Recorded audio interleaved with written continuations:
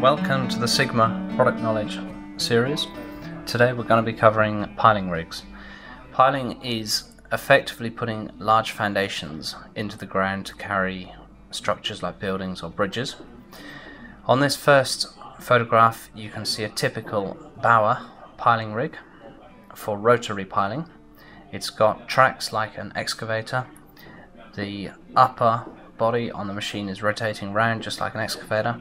However, it's mounted with that long vertical mast, and the rotary head, which gives the rotary drive for the drill, is then mounted onto the front of that mast. The long pole, which goes through the middle of that rotary head, is called a Kelly bar. It's a telescopic bar that extends to maybe 3 or 5 times its compacted length. On the end of that bar, it's not shown, but a drilling bucket or a drilling tool will be fitted, which then drills into the soil. They lift it out of the hole, empty it out and go back for another load. Just below the Kelly bar in the ground you can see the casing, which is that large vertical pipe. Around the casing is an attachment called a casing oscillator, which is to make sure that the machine can pull the casing out of the hole when it's finished. Now the casing is inserted for the first few meters on a hole where the soil around it might fall into the hole and clog it up. So they put a casing in just to support the first few meters, and the casing oscillator is there to make sure that that casing can be extracted at the end of the job. Now this next photograph is the same machine from the side. You can see the casing sticking out of the ground. Above the casing, the drilling bucket is now fitted to the machine, and this is just about to be lowered. Above the drilling bucket you've got a round cylinder with holes in it. That cylinder is the casing drive adapter. That will be bolted to the holes in the top of the casing and used to screw the casing in and out where a casing oscillator is not used. Just above the cab on the back of the mast you can see 2 round winches. They're used to give the lift to the Kelly bar. On the next picture we can see the rotary head, which gives the rotary drive to the Kelly bar. Now on the Kelly bar you can see the keys, which are those strips of metal welded onto the outside. This is what the rotary head grips onto and turns the Kelly bar with. These rotary heads are measured in tons of torque, and they go up from 7 tons up to about 50 tons. This is an example of a drilling tool. It's an auger.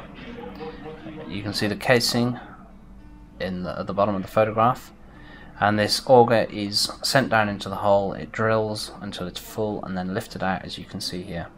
And above the auger again you can see the casing drive adapter.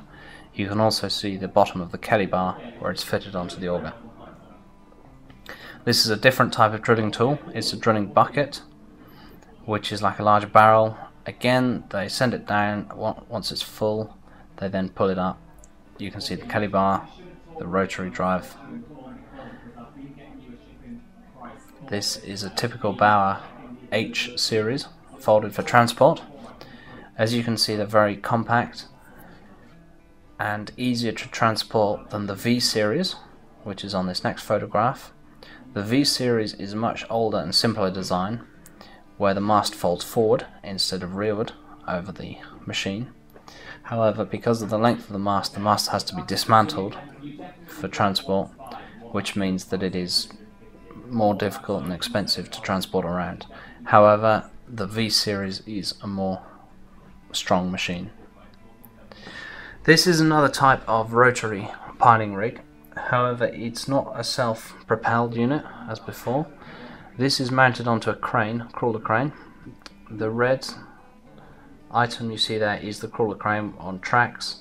You can see the lattice boom going up out of the photograph, and the yellow attachment on the front is the rotary piling rig. This is probably a soil mech or something like that. To the left of that you can see the engine in the housing, and then just to the right you've got the rotary head and the Kelly bar going down through it. These are typically very powerful machines. Here you can see some of them stored once they're dismantled off the crane. They do look very different when they're off the crane. This is a picture which shows how a rotary piling works. The first three diagrams, you've got the hole being drilled. Once the hole is drilled and completed, you then get a steel cage which is welded up out of maybe 1/2 inch bar. That cage is then pushed down into the hole. Once it is in the hole, you then fill the hole with concrete. Once the hole is full of concrete, it is left to set, and you are left with a reinforced concrete pile in the ground, which extends down to the hard layer in the soil, which is represented by that dark grey band at the bottom of the picture. This is a different type of piling. It utilizes the same sort of machine, but instead of rotary piling, we call this CFA, or continuous flight auger.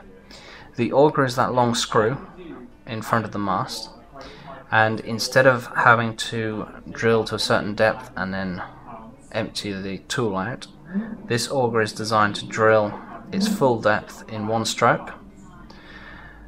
The auger has a hollow tube down the center of it. Down this tube is then poured concrete as the auger is withdrawn with the soil on it, so that this is useful for holes where the soil would otherwise fall into the hole. And it's very quick. It's good for inner city piling where they need to be fast. And you can see the pipe running just down in front of the auger there, which is used to pump the concrete up and then down the middle of the auger. This is a diagram to show how the process of CFA piling. You've got the auger drilling to the full depth. Then as the auger is withdrawn, the hole is filled with concrete. After the hole is filled with concrete, then the reinforcing cage is then pushed down into the hole. This again is a different type of piling. It's much faster. It's called hammer piling. This is a self-propelled hammer piling rig. It's a Yuntan, which is a Finnish make. It's got the self-propelled chassis. It's got the mast. However, that blue attachment on the front of the mast is a large hydraulic hammer, and it'll probably give a impact of about 9 tons, 7 or 9 tons. Now this is used to basically impact the piles, which might be steel tube or steel H section or a precast square concrete pile, into the ground. It can't be used where the ground has rocks in, because that tends to deflect the pile. However, in the right conditions, it is a very fast means of piling. This is an example of a crawler crane fitted with a leader, which is a mast that can be removed, and then a Yuntan piling hammer. Yuntan is the main manufacturer for these things. However, there's also Banut, Liebherr make hydraulic hammers. There are a few other brands, but Yuntan is the market leader. On this photograph you can see the crane actually working and piling. You can see the leader running out of the photographs, the red hammer which is resting on top of the pile. Between the hammer and the pile there's a device known as a pile helmet, which encases the top of the pile and stops the pile shattering when it's hit by the hammer. This is the same machine again. You can see the leader attached to the boom of the crawler crane. And an advantage of this is that once you finish piling, you've then got a crawler crane to use for other tasks. This again is a different type of piling. It's steel sheet piling, and it's used to effectively build a steel wall underground. So it might be used to stop groundwater flows, or to dewater, like a port or something, which is where they build a steel wall out into the sea or at the shoreline and then excavate below the water level. For this application they are putting a retaining wall, So you can see the ground sloping away to the left. They're building a sheet pile wall, and they will then backfill so that they can extend the motorway by another 1 or 2 lanes.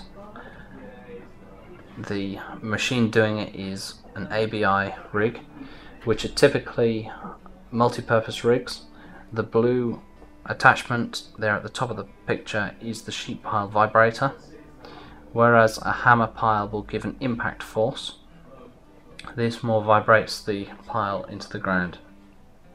Here's a close-up of the vibrator. Again, it's an ABI machine, which is German. They're good machines.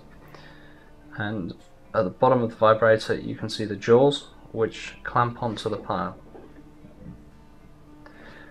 This is the same idea. It's a sheet pile vibrator, but it's mounted on an excavator.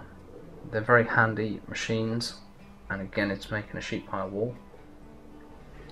This is an example of a crane suspended vibrator.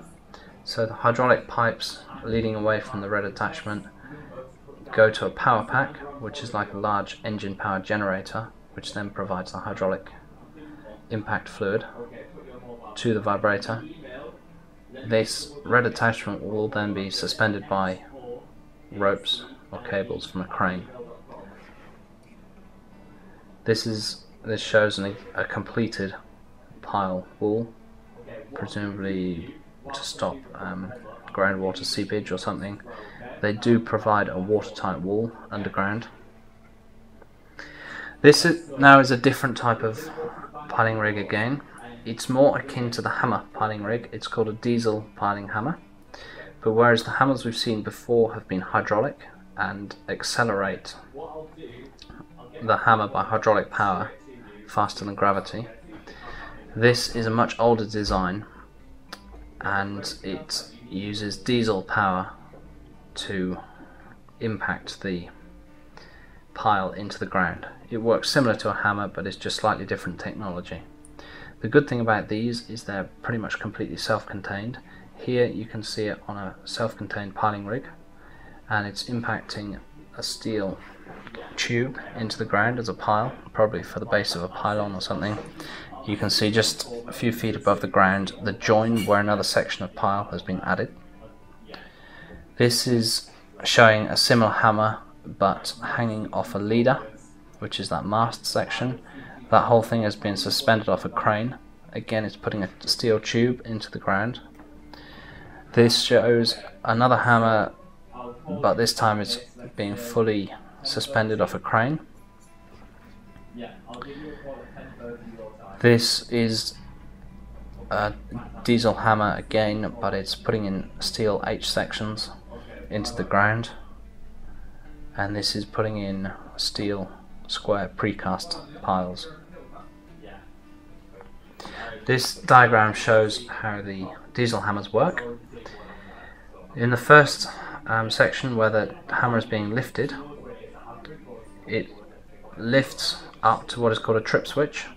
Once it reaches that trip switch, it then falls.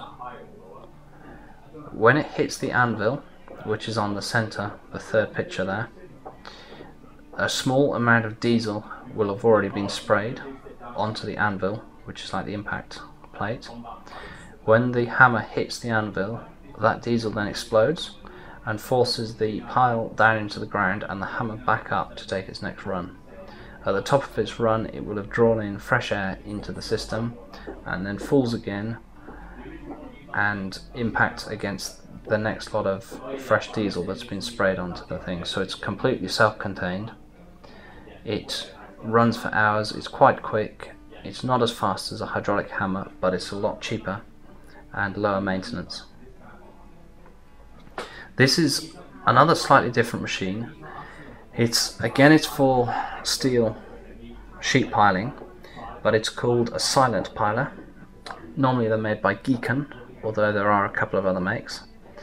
And it basically walks along the top of the pile wall and uses the friction of the piles that have already been put into the ground to push the next one in.